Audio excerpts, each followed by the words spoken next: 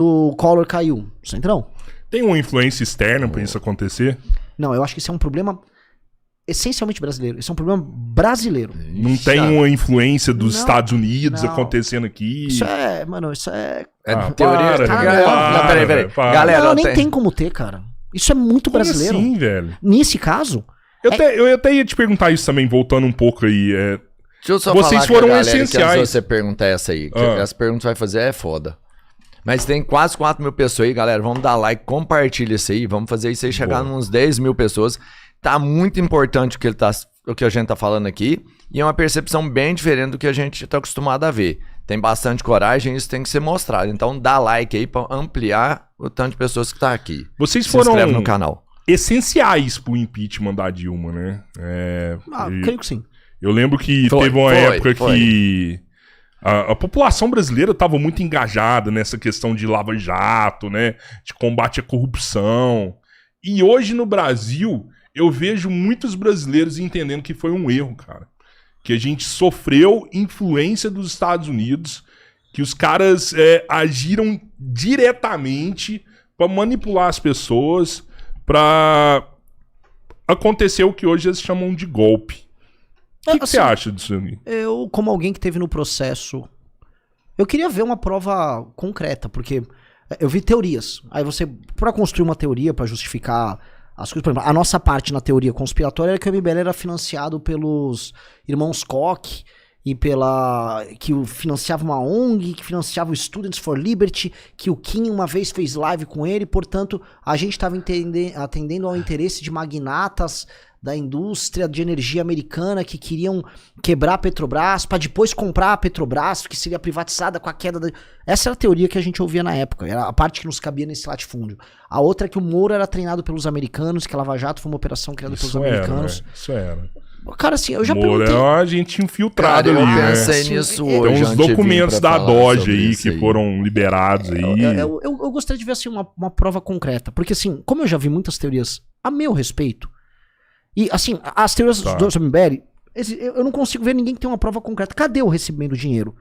Cadê o dinheiro gringo vindo pra gente? Cadê uma foto de uma reunião? Cadê a gente no pós-impeachment atendendo a esse interesse americano? Cadê? O governo Obama foi sucedido depois pelo governo Trump em 16. 17 o Trump assume, já no governo Temer. O Trump se liga ao Bolsonaro.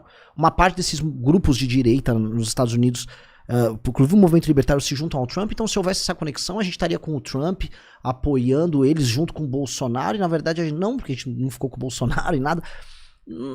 A tendência que as pessoas têm a criarem, vamos dizer, teorias que expliquem as coisas, acaba reduzindo a complexidade da realidade. Tipo, a realidade não necessariamente é o que a teoria tenta fazer. Tipo, o impeachment só aconteceu porque os Estados Unidos quiseram e manipular. Cara, eu queria ver, eu queria mostrar assim, essas provas concretas, porque talvez, a não ser que o Temer tinha reuniões com eles, e aí, junto com o Cunha, eles jogaram com a Lava Jato, mas com a Lava Jato perseguindo eles, porque o Lava Jato começou a pegar o Cunha no meio. Então eles não combinaram o jogo ali. A não ser que foi um teatro muito bem construído, o que, honestamente, eu duvido, né? O Cunha não gostaria de ser preso nesse jogo, né? Esse jogo ele só se... muita gente ali... Falar que isso foi um plano específico deles pra... Os Estados Unidos ganharam pra caramba com a Lava Jato, né? Eu não sei dizer se os Estados Unidos ganharam com a Lava Jato. Não sei. Cara, a gente quebrou a maior indústria de construção civil, uma das maiores do mundo, assim, tá falando né? O Odebrecht. O Odebrecht, e os Estados Unidos ganhou o que com isso? Cara, era concorrente direto dos caras. Cara, assim... Não? Eu tô te perguntando assim, aqui. São tantas... as ordens de magnitude do que é, por exemplo, a indústria de construção e investimento em infraestrutura nos Estados Unidos, comparado com o que a gente tem no Brasil.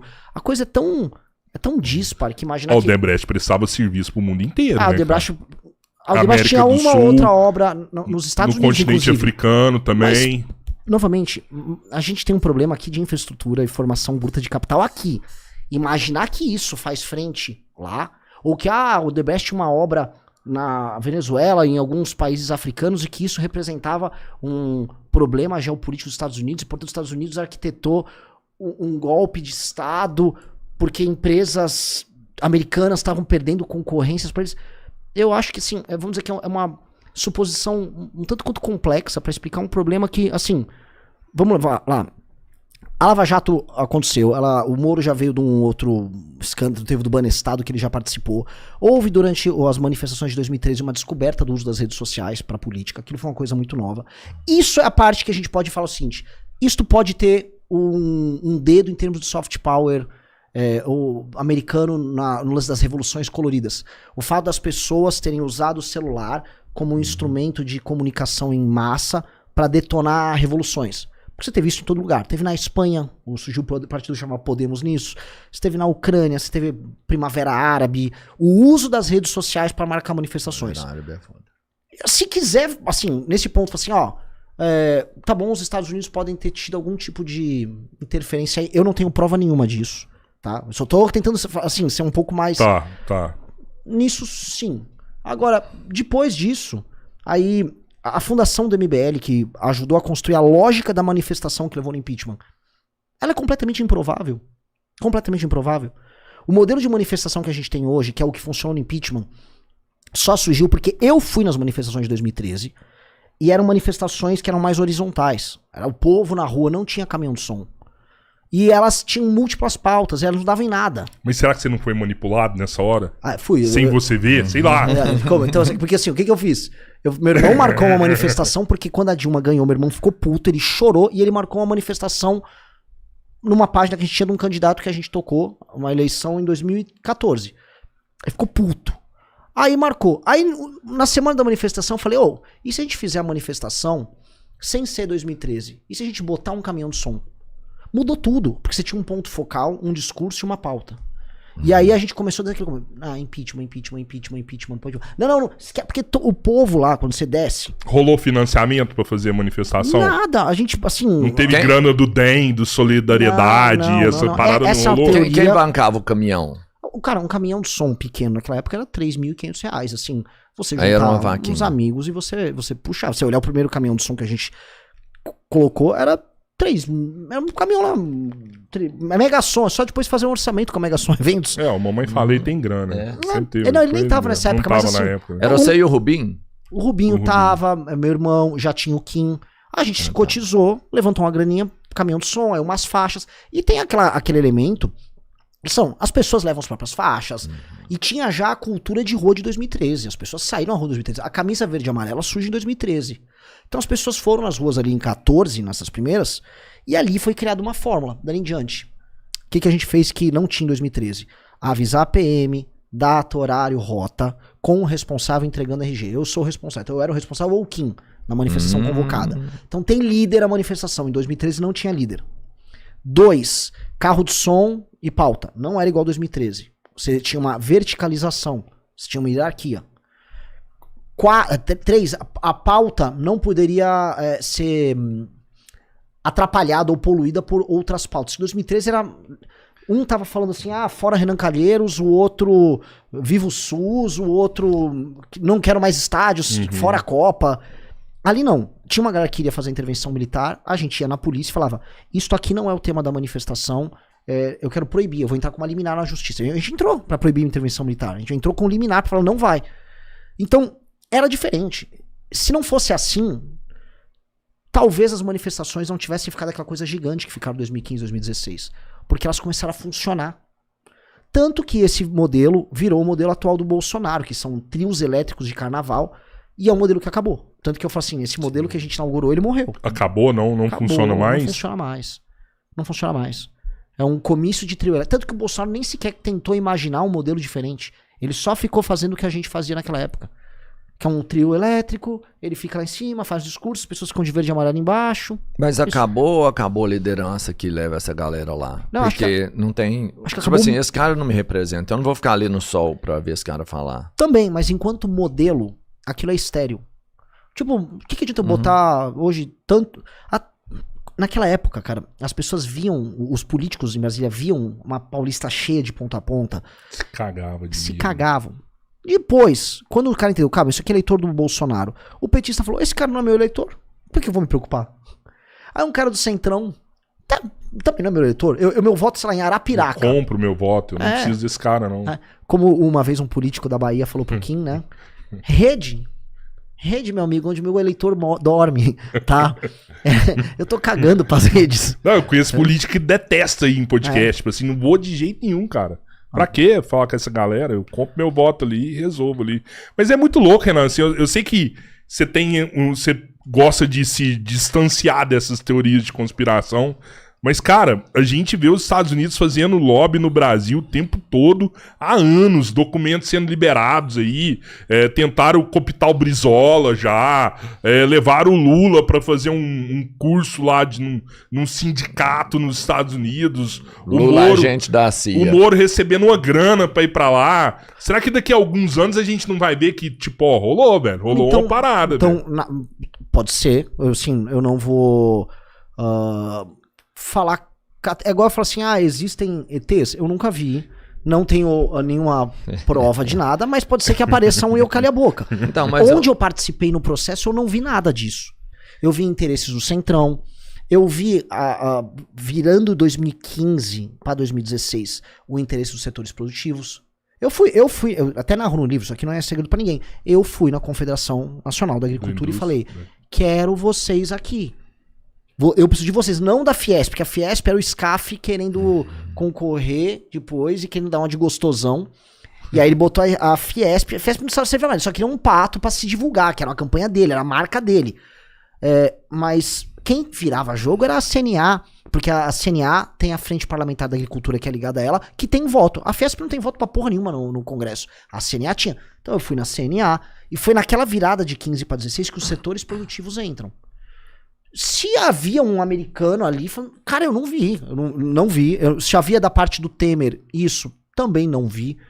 Se havia da parte dos agentes do Cunha, acho difícil. Sim, se pintar, é igual o que eu falei do ET. Beleza. Tá, mas me fala uma coisa aqui então. Uma coisa que todo mundo conta aqui, que é uma máxima, que é que a história sempre é contada pelos vencedores. A história, né, que todo mundo conhece é a dos vencedores. E hoje a gente vê uma galera forte e batendo na Lava Jato, falando que lá foi a teoria do Cabeleira, que foi uma intervenção de pessoas de outros países vindo aqui para acabar com o que o Brasil tinha. Essa é uma teoria muito forte que tem aqui hoje. Os líderes que estão lá foram diretamente afetados pela Lava Jato. Mesmo assim, eles venceram e estão lá de novo no poder. O que foi a Lava Jato, na verdade? Politicamente falando. Independente de qualquer situação, sim, sabe? Sim. De política, você entende bem. O que foi a Lava Jato politicamente?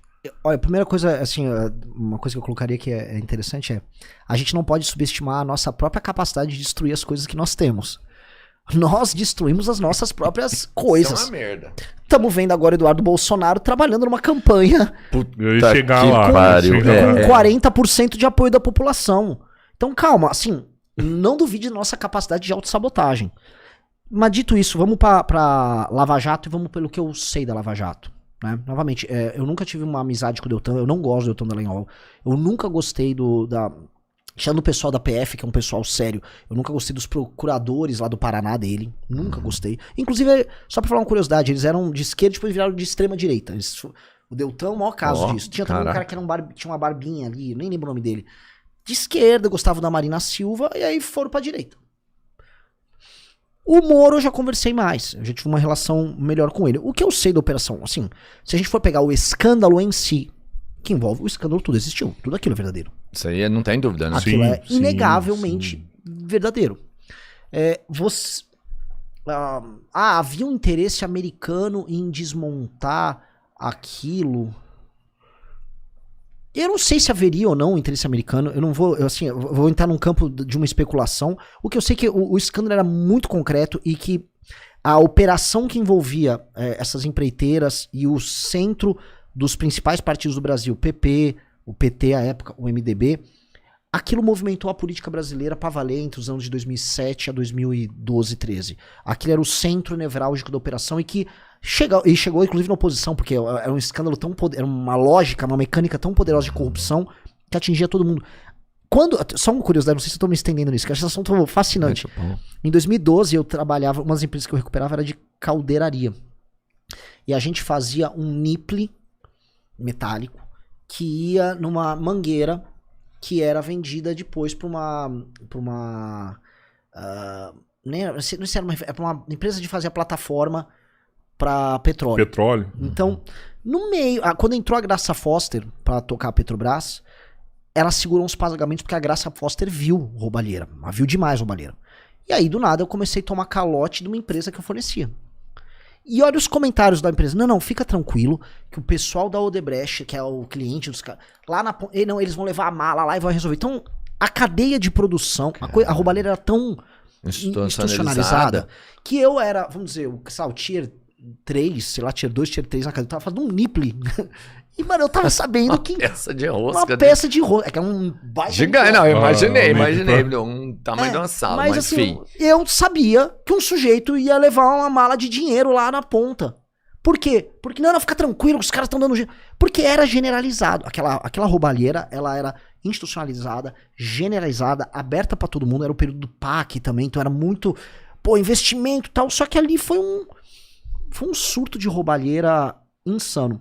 Daria merda. Eu cheguei a pensar na época que me chamaram de Renan Comuna. Porra. Camarada. Renan Comuna. Eu vou falar que eu falei, me deram bronca. Ué, eu acho que se o Marcelo Odebrecht e a turma, tira eles do comando da empresa. Separa o comando da empresa. Simples assim. Separa o comando da empresa. Porque mantiver... Era o certo. Separa o comando porque Pune o CPF, mas mantém o CNPJ. É o certo. Pronto. Pune. Não, pra não manter a concentração. Porque a Odebrecht criou uma concentração nas obras, não só ela, né? Andrade Gutierrez, todas as outras. Então, separa em duas empresas. Pega ela, afasta o comando, cria duas empresas. A Odebrecht lembrando que era um dos maiores empregadores do país, né? Sim. E empregos de qualidade. Sim. Se a gente faz emprego de baixa qualidade, é bom pra quem? Mais uma vez, tudo que você tá falando aí tá contribuindo pra influência americana, velho. É os Estados Unidos que ganha com essa porra toda, bicho. Não acho que seja. Emprego pagando pouco pros caras virem, destruindo a indústria de importância, mas tava tudo na nossa mão e a gente mesmo destruiu, a gente mesmo roubou, a gente mesmo era ineficiente, a gente mesmo tomou decisões econômicas e políticas estúpidas no processo. Se você olhar, você consegue atribuir toda a cadeia de decisão errada do processo a agentes políticos brasileiros com interesses brasileiríssimos. Roubar, fazer lobby, jogar com quem tem poder e obter... Isso aqui é tão brasileiro que, assim, eu não vi ainda, assim, a necessidade de um americano pra você ter nada disso. Mas é assim que acontece a influência. Você é manipulado sem você saber que é manipulado. Eu novamente... Olha o que tá acontecendo agora nessa tarifa do Trump aí. Né? Todo mundo acha, uma galera achando que é o Bolsonaro que falou pro Trump taxar o brasileiro. E aí? Você acredita que o Bolsonaro tem alguma influência de falar, Trump... Põe uma tarifa aí de 50% aí, ou é mais fácil o Trump virar e falar, Brasil, se afasta da China, negocia comigo, que é eu que quero o território aí. Mas eu vou falar que é Bolsonaro aí. Eu concordo com você que existe um elemento propagandístico que envolve o Bolsonaro na história e que o Trump tá fazendo um enquadramento geopolítico de todo mundo. E eu concordo com isso. Mas isso não justifica o que aconteceu durante a Lava Jato. Isso, assim, isso não é um elemento suficientemente forte pra me fazer parar de pensar que todos os agentes políticos, do Marcelo Odebrecht ao Eduardo Cunha, aos chefes do PP, o partido mais corrupto que tem, todos eles eles tinham agência pra fazer isso, eles tinham meios de ação, eles tinham interesse, o dinheiro entrou na conta deles, e eles realmente não precisavam nenhum James, nenhum Jack, nenhum Jason pra ir lá e dizer o que eles precisavam fazer. Porque isso acontece no Brasil desde que o Brasil é Brasil. O Brasil é importante para outros países? O Brasil é importante. O Brasil é uma Nós temos riquezas naturais que as pessoas têm interesse nessas riquezas? Claro. Eu acho que a nossa situação neste mundo conturbado que tá pintando no século XXI, nossa situação ela é muito precária, ela é perigosíssima. Perigosíssima. Eu vou concordar contigo. Dito isso, se eu for falar em termos de interesses econômicos imediatos, dado que o Brasil é um país muito fechado, não é que o Brasil é um país fechado pro mundo. O Brasil não importa quantidades colossais de dinheiro. Não é o maior, vamos dizer, não era, pelo menos, a maior preocupação de um americano, especialmente ali naquele período. Eu tô sempre voltando ali pra Lava Jato, porque a gente botar um americano na parada vai tirar a responsabilidade de todos os agentes políticos que estão soltos e que estão fazendo política agora e que estão no governo Lula e que estarão no próximo governo. Eles estão no governo Lula e estão articulando o governo Tarcísio. E esses caras estão soltos, ganhando grana. A Odebrecht virou Nova Nora, agora voltou a ser Odebrecht e todo mundo tá solto. E aí eu acho uma ótima... Né, aqui, ó, isso aqui é culpa do americano. Tem um tio Sam metafísico que a gente tá culpando. Quando o cara, assim... Tem os responsáveis pelo processo, sim, e que a gente tem que culpabilizar eles. Então eu que tô sendo manipulado, então. Talvez assim, a gente... É o agente político brasileiro que tá manipulando a gente pra achar que é os Estados Unidos. Ou faz parte, talvez, de uma tradição nossa de, talvez... Terceirizar a culpa. Terceirizar a culpa, que é uma tradição que a gente tem muito de imaginar que, puta, tava tudo dando muito certo, até que veio esse... Não tava dando muito certo. 2012 a economia já tava pifando.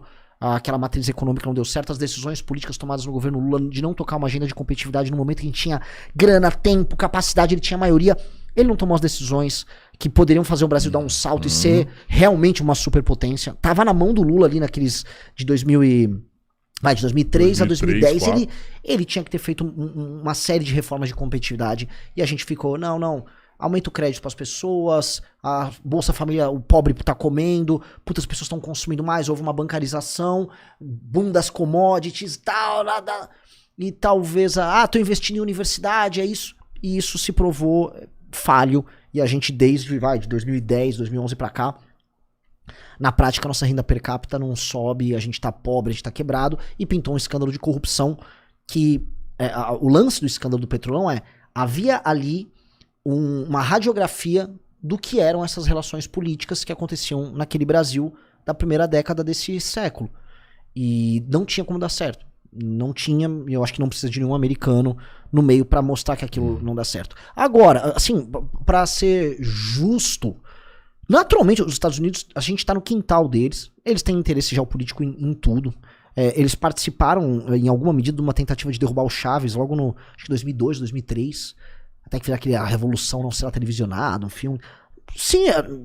Agora, eu não sei ver qual foi o papel deles ali. E não quero soar, vamos dizer, pretencioso, mas eu participei de alguns dos momentos mais decisivos no impeachment. Em tomadas de decisão eu participei no impeachment de Dilma. E assim, os interesses dos agentes eram muito claros e eu não precisava ver um americano por trás de nenhum desses agentes para entender o que estava rolando. Os interesses do PMDB eram claros, os interesses dos setores econômicos no final do processo eram claros, o mercado financeiro que até o meio pro fim de 2015, o mercado financeiro era contra. Eu fui pedir dinheiro pra todo mundo. Eu rodei a Faria Lima. Ninguém queria aposta no Joaquim Levy. Não, vai virar. Não, a Dilma chamou o Joaquim Levy, vai resolver tal. Porque o mercado financeiro, os bancões, pegaram a Dilma. Estável ali. E eles falaram assim, Dilma, você ganhou aqui na Bacia das Almas, só pode tocar nosso cara aí. Tanto tinha uma discussão interna no PT, a gente tá cedendo tanto pra banca e tal. E o mercado financeiro não queria. Óbvio que eu fui pedir grana. Fui pedir grana pra todo mundo. Sério? Lógico, empresariado de grana honesta, séria. Eu quero grana privada para fazer manifestações. Eu queria, não é que eu fui assim, não fui o presidente de um banco, eu fui palestrar, fazer vaquinha, que até porque o dinheiro que a gente precisava pra tocar a manifestação não era uma grana de grana. Assim, revelando aqui, quanto você acha que a MBL gastava pra tocar uma manifestação em 2015? Talvez 25 mil reais. Era um hotel, um pão com mortadela. Que assim, a operação, a gente não tinha impulsionamento. Até o Vem Pra Rua tinha. Era mais o tráfego pago ali que você colocava essa grana? Não, assim, era muito orgânico as manifestações. Era muito orgânico. Não impulsionava no Facebook? O Vem Pra Rua impulsionava. A gente não tinha grana para impulsionamento, mas tinha um volume orgânico que você vai girando. Por exemplo, o Bolsonaro, essas manifestações que ele organizou em 2021, grandes, talvez tinha algum impulsionamento, mas era orgânico. A gente tem que, sabe, assim, vamos respeitar o lance do orgânico. O orgânico existe, funciona e rola. O Bolsonaro mostrou que ele conseguia grandes mobilizações orgânicas também. E naquela época tinha uma mobilização orgânica. A gente gastava muito com caminhão de som. E uma vez a Jandira Fegali falou, um caminhão de som, né? Mas e todos esses outros caminhões do MBL, com o logo do MBL ao redor do Brasil? Sim, porque a gente falava com os núcleos do MBL ao redor do Brasil e ensinava eles a fazer vaquinha. Eles faziam vaquinha entre eles. Cada um criava o seu. Cada um criava o seu.